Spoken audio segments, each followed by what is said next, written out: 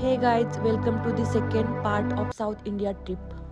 First पार्टमध्ये तुम्ही बघितलंच असेल की आम्ही बारामतीतून बाय रोड मदुराईला आलो होतो आणि आता आम्ही मदुराईतून रामेश्वरला जात आहोत. रामेश्वरला संध्याकाळी मुक्काम करून आम्ही दुसऱ्या दिवशी दर्शन घेण्यासाठी निघालो. आम्ही जिथे राहत होतो ते हॉटेल मंदिरापासून 3 किलोमीटर अंतरावरच होतं. मंदिरात जाण्यासाठी 4 दरवाजे आहेत. तर दिवाळीमुळे 2 दरवाजे बंद केले होते आणि एक दरवाजा VIP लोकांसाठी आणि एक दरवाजा फ्री दर्शन घेणाऱ्यांसाठी होता. आम्ही मंदिरात जात असताना पाऊसही चालू होता. तुम्ही बघू शकता की पुढे आपल्याला एक दरवाजा दिसत आहे.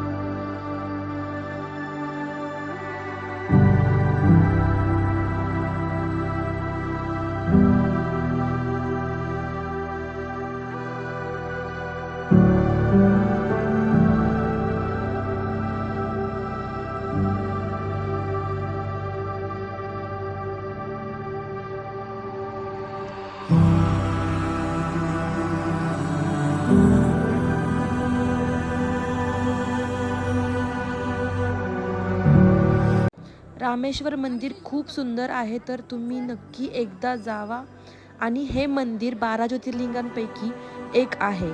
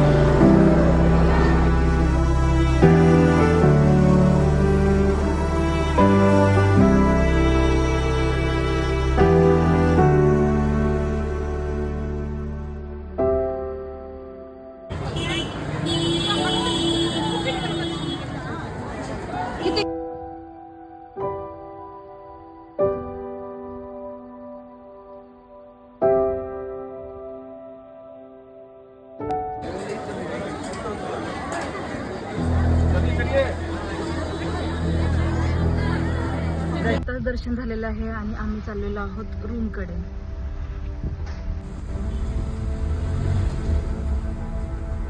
आम्ही आता चेंज करून निघालो आहोत धनुषकोडीकडे. तुम्ही पाहिलं आम्ही आताच दर्शन करून आलो रामेश्वरम टेम्पलचं. तर आम्ही आमचा रिव्ह्यू तुम्हाला सांगतो रामेश्वरम टेम्पलचा. ते टेम्पल इतकं छान आहे ना.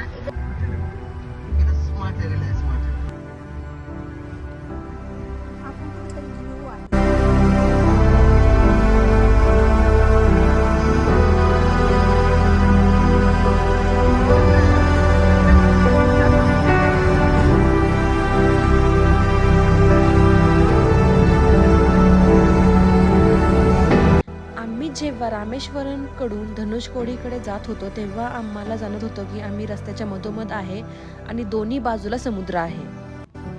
आम्ही थोडा वेळ तिथेच थांबलो कारण पाणी खूप स्वच्छ होतं.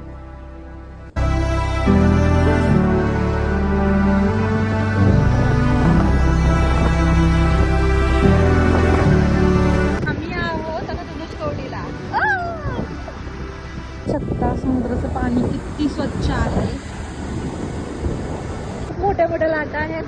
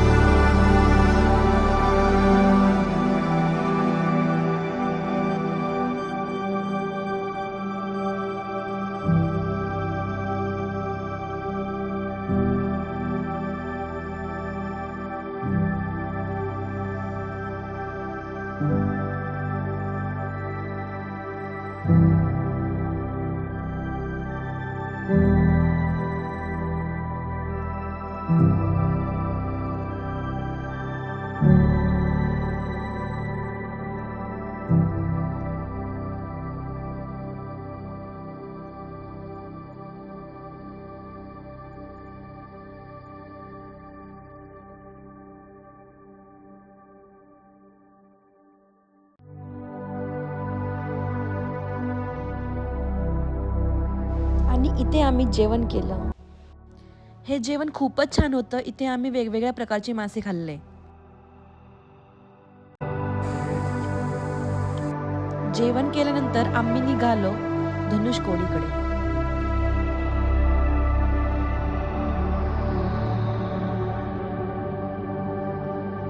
तर तुम्ही बघू शकता माझ्या मागे एक समुद्र आहे आणि इकडच्या साईडला एक आहे समुद्र. धनुषकोडीमध्ये 2 समुद्र एकत्र येतात, ते म्हणजे बंगालचा उपसागर आणि अरबी समुद्र. आणि इथे तुम्हाला संगम बघायला भेटतो.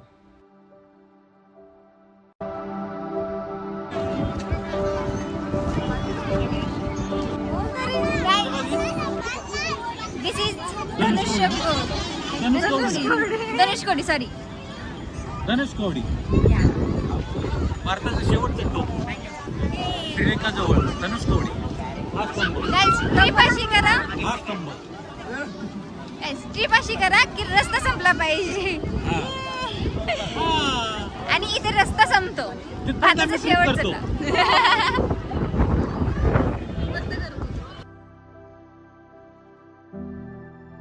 आणि तुम्ही इथे बघू शकता हे 2 समुद्र एकत्र आले आहेत आणि इथे त्यांचा संगम होतो आणि दोन्ही लाटा दिसत आहेत इथून.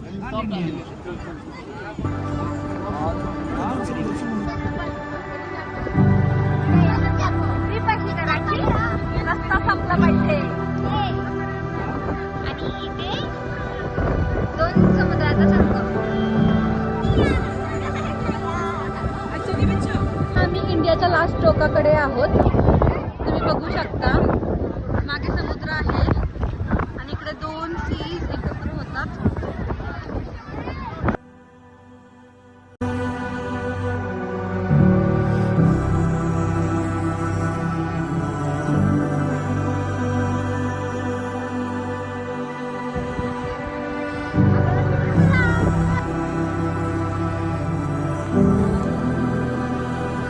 इथूनच राम सेतू बांधला गेला होता, पण ते आता स्पष्ट दिसत नाही.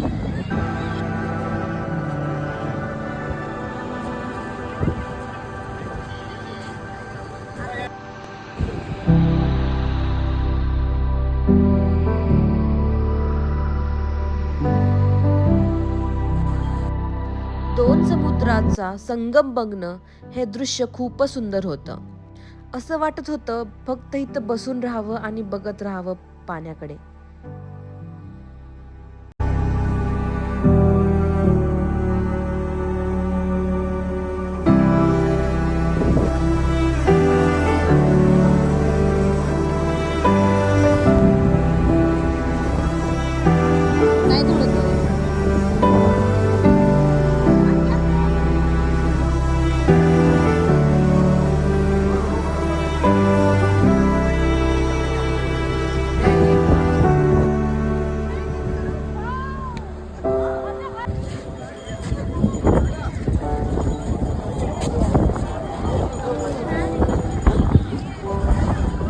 इथून तुम्हाला लाईट हाऊस पण दिसत असेल.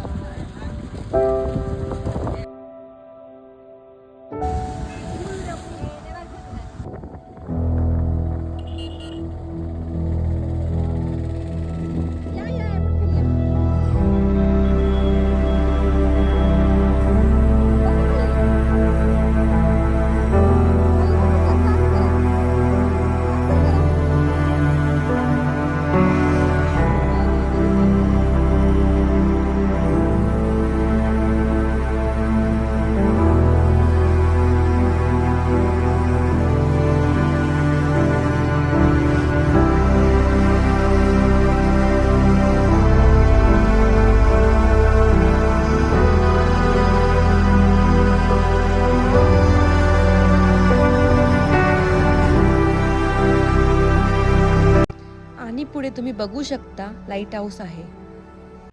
आता तुम्ही ते क्लिअर बघू शकता. तुम्ही जेव्हा धनुषकोडीकडे जात असाल किंवा रिटर्न येत असाल तेव्हा तुम्हाला एक विलेज दिसेल जे की डिस्ट्रॉय झाले आहे. 1964 मध्ये सायक्लोन आल्यामुळे हे विलेज डिस्ट्रॉय झाले होते, पण त्याचे काही अवशेष इथे आहेत.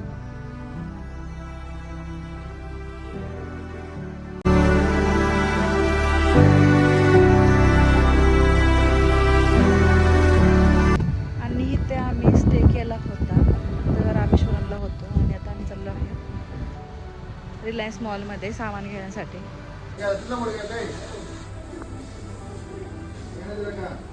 आणि आत्ता आम्ही चाललो आहोत नेक्स्ट डेस्टिनेशनसाठी.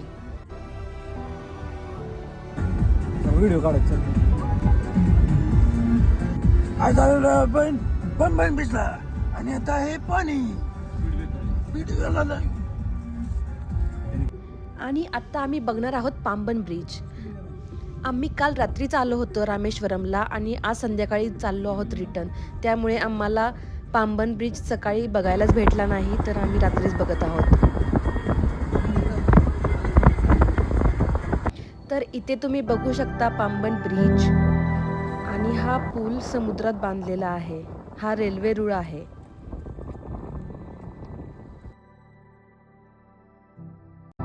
आता आम्ही चाललो आहोत कन्याकुमारीकडे. तुम्ही जेव्हा रामेश्वरम कडून कन्याकुमारीला जाचाल तेव्हा तुम्हाला रस्त्यामध्ये खूप साऱ्या पवनचक्क्या दिसतील.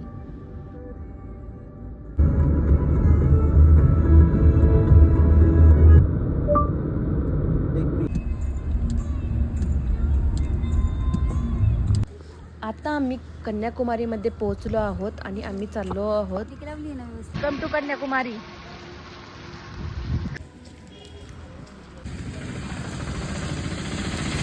तर हे आहे भारताचं शेवटचं टोक कन्याकुमारी. कन्याकुमारीमध्ये त्रिवेणी संगम होतो. इथे अरेबियन सी, इंडियन ओशन आणि बे ऑफ बंगाल एकत्र येतात. इथे अजून 3 अट्रॅक्शन आहेत. Vivekananda Rock Memorial, Thiruvalluvar statue जो की बिग वन आहे, आणि भागवती अम्मा टेम्पल म्हणजेच कन्याकुमारी टेम्पल. जेव्हा आम्ही गेलो होतो तेव्हा चर्चमध्ये एक वेडिंग चालू होतं.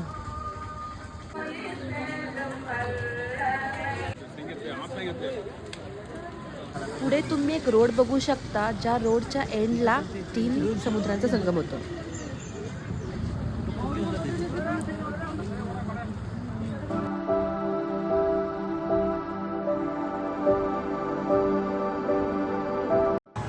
कन्याकुमारीमधील 3 अट्रॅक्शन बघण्यासाठी तुम्हाला बोटीने जावे लागेल. त्यासाठी तुम्हाला पर हेड 100 रुपये द्यावे लागतील.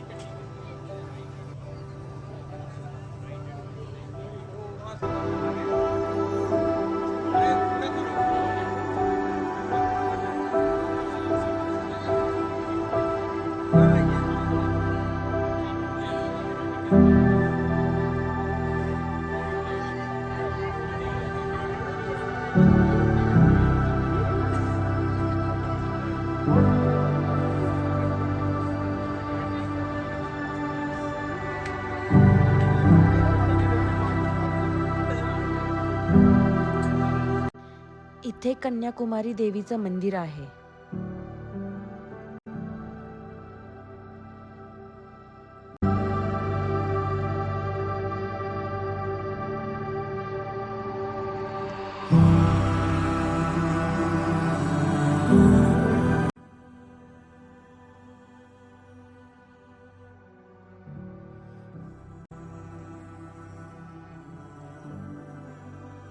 इथून स्टॅच्यूकडे जाताना तुम्हाला ग्लास ब्रिज दिसेल. तिथून तुम्हाला वॉक करायचं आहे.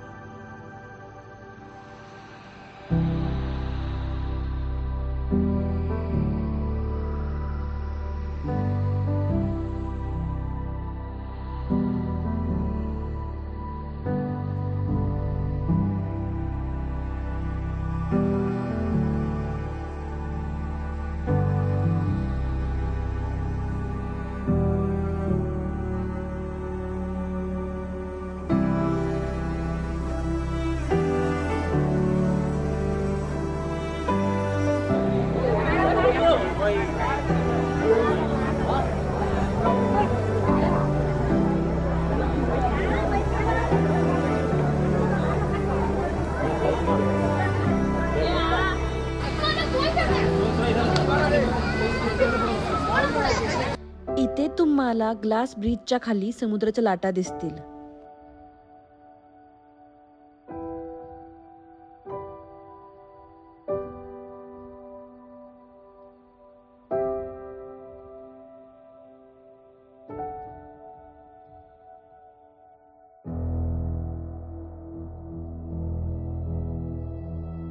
हा पहा अतांग समुद्र कन्याकुमारीचा.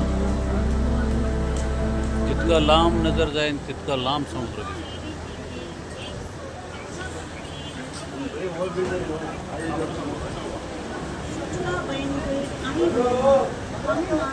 स्वामी विवेकानंदचं मंदिर आणि हा त्यांच्या गुरूंचा स्टॅच्यू.